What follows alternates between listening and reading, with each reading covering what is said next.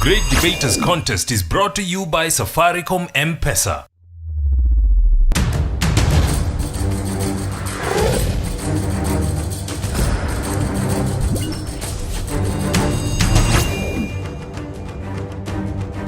Welcome to the Great Debaters Contest, Nakuru edition. This region has brought you two previous victors, so we can't wait to see what the teams on stage have in store for you. I am Mariam Bishar. And I am Austin Nyambok. Our motion today is industrial action is the only effective method for lobbying for workers' rights. We have Upperhill Secondary versus the wonderful Goshen boys. Proposal number one, you have 3 minutes. For you to shine like the sun, you must burn like it. Just as said by Adolf Hitler in the 1940s, I am Daniel Ngugi from the Goshen Boys High School, proposing industrial action is the only effective method for lobbying for workers' rights. Industrial action. Most of you asking yourselves, what is this?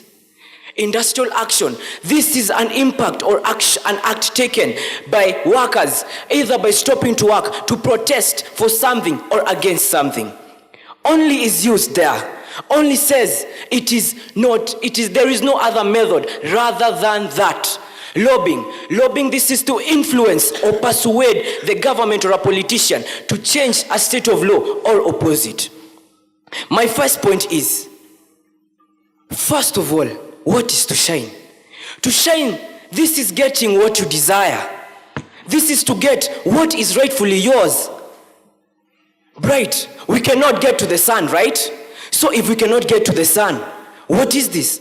These are the drastic measures taken by the workers to get what they really, really want. My second point is, we can take a vivid example from our fellow comedian who retired just some time ago, Mzee Ojwang. We see that he was very sick, but when he said that he did not have his retirement benefits, he was not given.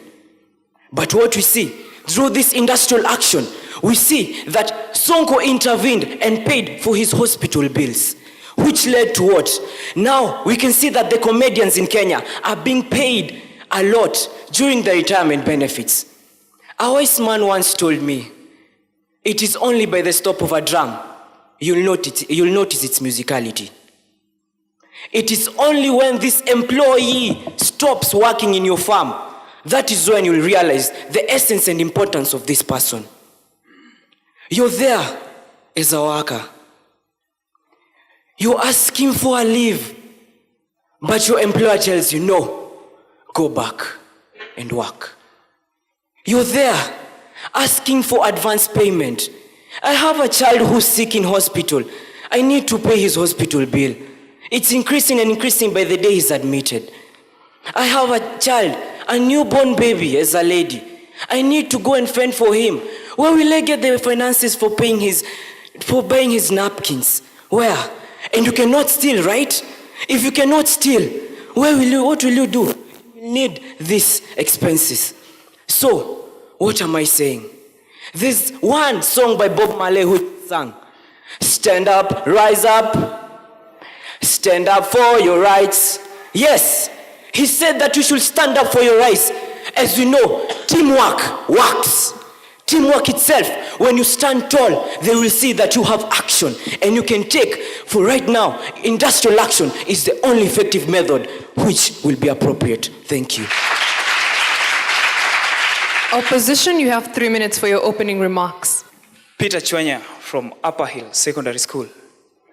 I'm here to firmly oppose this motion, which states that industrial action is the only effective way of lobbying for workers' rights. What is industrial action? Industrial action simply means going on a go-slow, threatening to go on a go-slow, or going on a strike. The word lobbying, just as my colleague here said, is to influence and persuade. So in general terms, the motion means that through that strike is when a worker can get his rights. Ladies and gentlemen, let me take this example. First, my learned friend here said that a worker is asking the employer that my child is in hospital bed. I cannot pay his or her bill. Do you want your employer to go and clear your bills in the hospital? Do you? Industrial action is not the best way for lobbying for your right as a worker.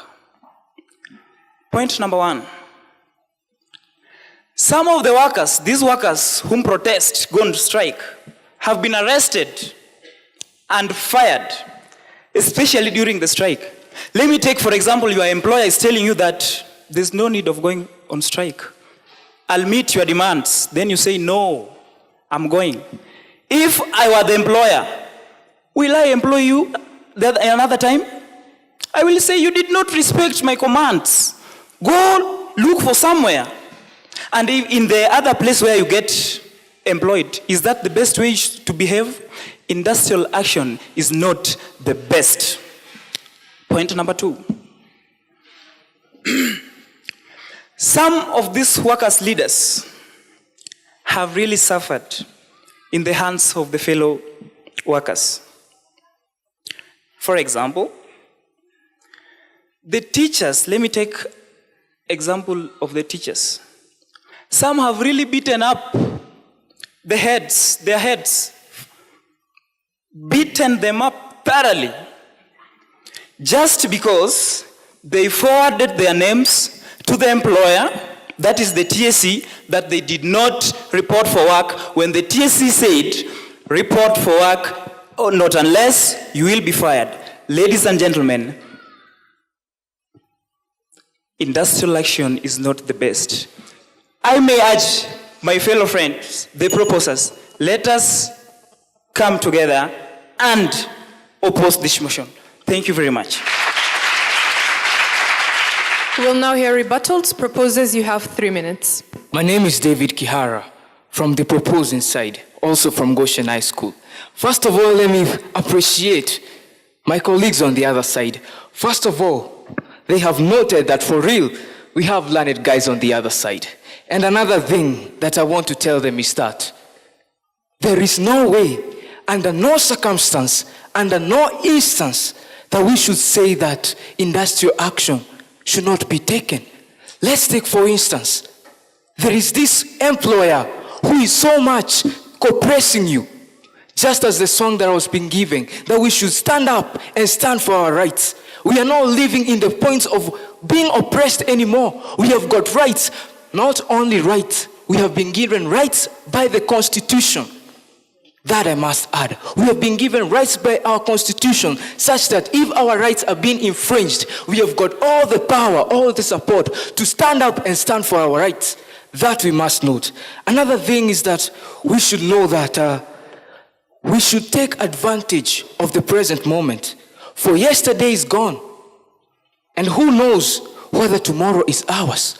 With this, I want to say that there is a generation that is coming after us. There are children who are going to come and take our positions. If we don't take the stand right now, if we don't stand up for our rights, who is going to stand for the rights of those things? If we don't take an industrial action now, one thing with the fact, even those who are behind us, they will come and take the same industrial action. We should broaden up our minds. We should start thinking in a vivid manner. We should understand this, that insanity is doing things over and over again. The same things over and over again, expecting different outcomes. We need to start thinking of something new. We need to start of doing something new that has never been done again. We need to take the industrial actions. We need to stand up and do the industrial actions. Most of the things that are taken are negotiations. Each and every time, negotiations. They go and sit down, negotiations. But there ain't no work. We have seen this. And therefore, we should take it as an example. We should know that we should continue with the industrial actions because they have proven that they are effective. Another thing that I want us to say is that there is no way under no circumstance, under no way, I must repeat again, that we can choose to refuse the only effective method of these things. There is no way we can go against the industrial actions. Because we have a right for this, we must stand out for this right. Thank you very much.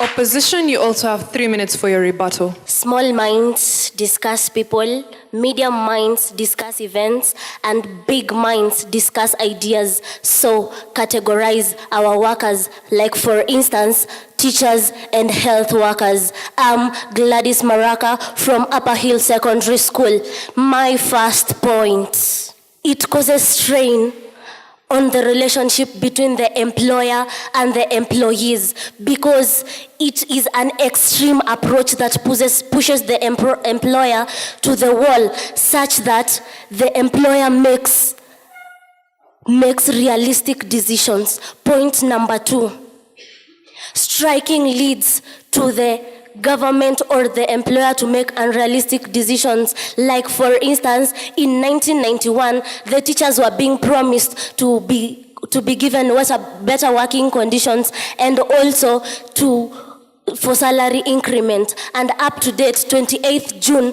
2015, their salaries have not been increased. Point number 3. Strikes affect the progress of an economy, since the employer uses more money in increasing the worker's salary rather than increasing the economy.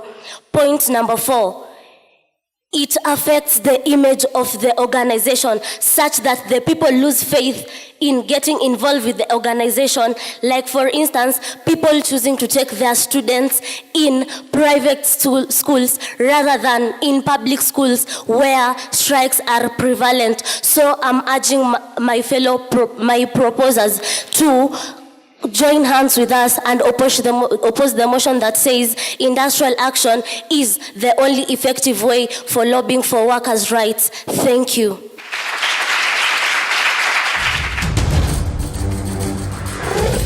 M-Pesa is the way to go. We send and receive money. Safaricom is the best. Take part in the M Challenge by sending your short song, rap, or poem about Safaricom M-Pesa on WhatsApp, and you could win 1,000 shillings in Safaricom airtime.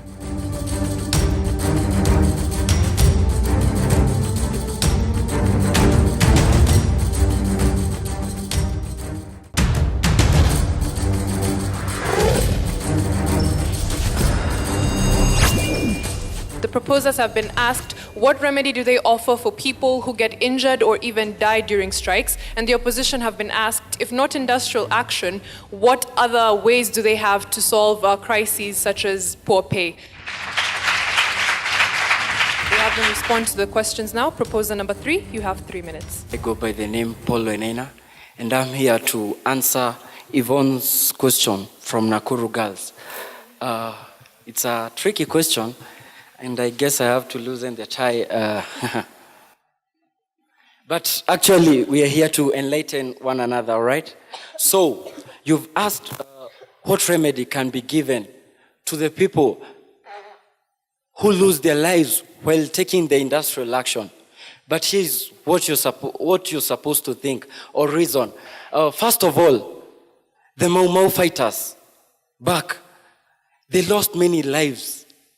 And that's a fact. But right now, till the present day, we are enjoying independence. Can you imagine a Mzungu standing in front of you and telling you to work? We are enjoying, but lives were lost. Let me tell you, in a game of chess, you have to lose one queen so as to win the game.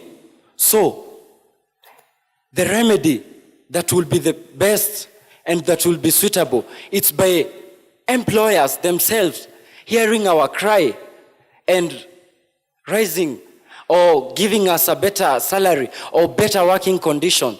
And also, I would love to enlighten our fellows here.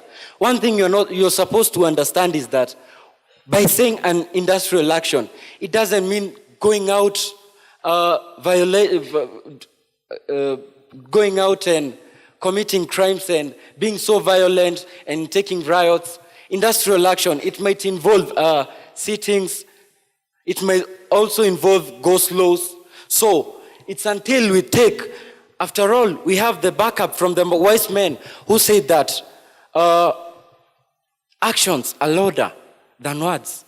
So we are tired of negotiating. When you see people striking, it means that they have tried all other means, but they are left with no option but to take an industrial action. So the employer will realize the importance of the employee when an industrial action is taken. So if at all people are being violated or they are being arrested by the police and harassed, that's against the law, because the Constitution has given us the right to, as long as you're giving a notice, you have the right to take industrial action. So if at all these police go ahead and harass you, measures are supposed to be taken by the law, since no one is above the law. Thank you. Third opposer, you have 3 minutes to respond to the audience. I'd like to answer the question. We don't solve a problem by creating another problem, my sister. That's why me, Simon Duguti, Upperhill, is here to oppose the motion that says industrial action is the only effective way of lobbying for workers' rights. To begin with, we have instead of involving in strikes, we have other ways of solving this. When will we become civilized? I take this scenario whereby we believe that doctors, teachers are the brightest minds we have in our countries, isn't it? We believe so. And how do you expect this doctor to go on streets spearheading strikes? Okay, it's so ironical because that's the least we expect from a professional like a doctor. My first proposer, you told us that you talked about a child who is sick. Then you said this sick child needs to be attended to. Hope you're getting me. This sick child needs to be attended to, but these particular workers have gone for a strike or a go-slow. How will this sick child be attended to and yet the workers have gone on a go-slow? Instead, this child will perish and maybe die. And unlike when the workers were in action, they would have salvaged the situation. Another question to you, my first proposer. You talked about when you strike, the other generations will follow. They will just do the same. When will we style up? And another thing, let me give you more options why you should not opt for industrial action. The government has initiated industrial courts whereby workers can go and voice in their grievances instead of going on a go-slow. So I will opt you go for that instead of involving yourself in a strike, whereby you will cause more chaos. Like many innocent lives will be lost, and also that's the least we expect from you. Onto my first point as to why industrial action should be discouraged. Industrial action seems so primitive. We are looking towards Vision 2030, and we are all of us talking about change. How can we change? And yet we've not introduced reform to solve our own problems. So I urge you, my fellow opposers, to cross over this side to the opposers and join us in discouraging industrial action. Thank you.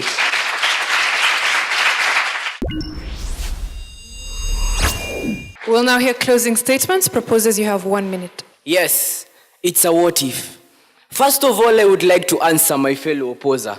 I did not say that he is suffering. What I said, I need the advance payment so that I can pay for him, because the longer he stays in hospital, the larger the expense. I would like to add a wise quote or a wise saying said by a Kiswahili guru. Umoja ni nguvu, utengano ni udhaifu. Once you stand together, you will get the essence of standing together. Once you stay strong, you will get the essence of staying strong as one. We can say this. What if the doctors were striking because they did not have medicine? The child could have died. So I really needed that money. Get him out of hospital, and if the doctors have striked because they do not have medicine, I could have gone to a pharmacy and paid for the medicine. So industrial action is the only effective method for lobbying for workers' rights. It's like taking a dog's bone. What will it do? It will obviously bite you. So industrial action is the only effective method. Thank you.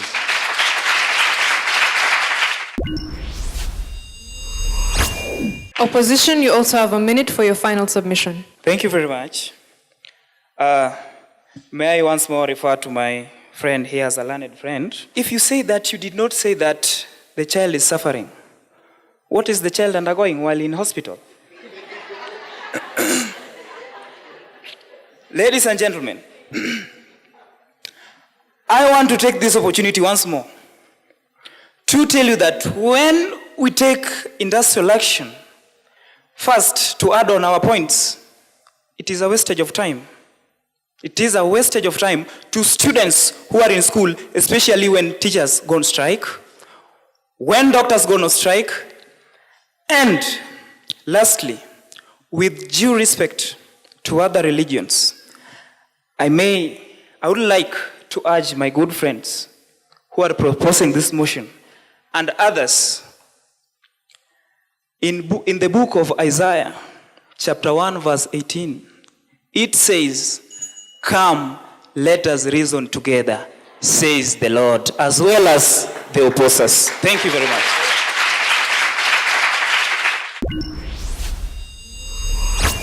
Goshen boys, industrial action is the only effective method. And my question was, can you give me examples where industrial action have really worked?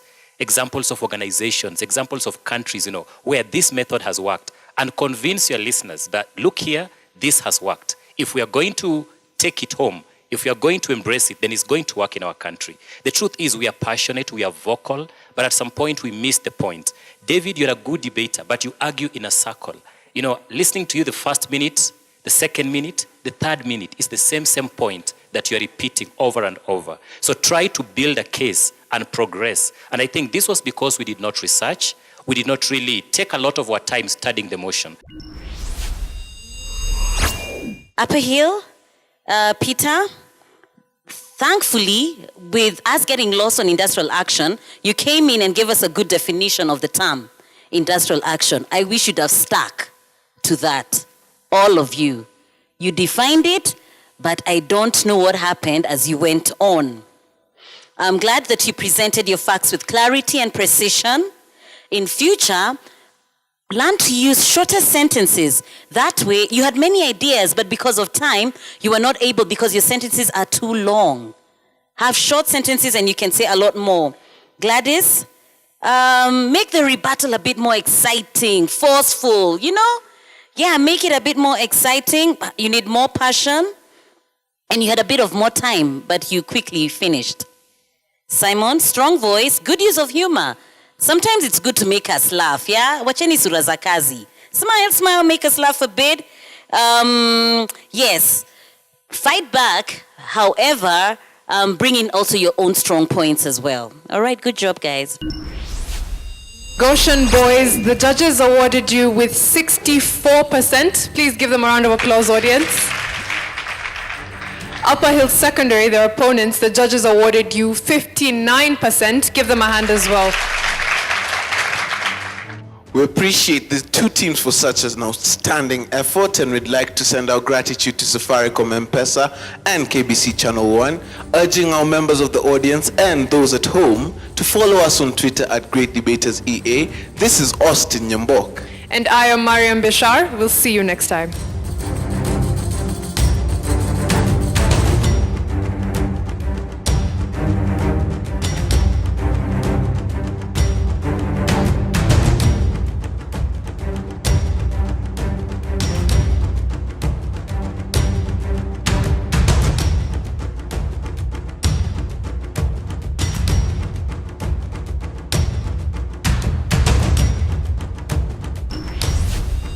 The Great Debaters Contest was brought to you by Safaricom M-Pesa.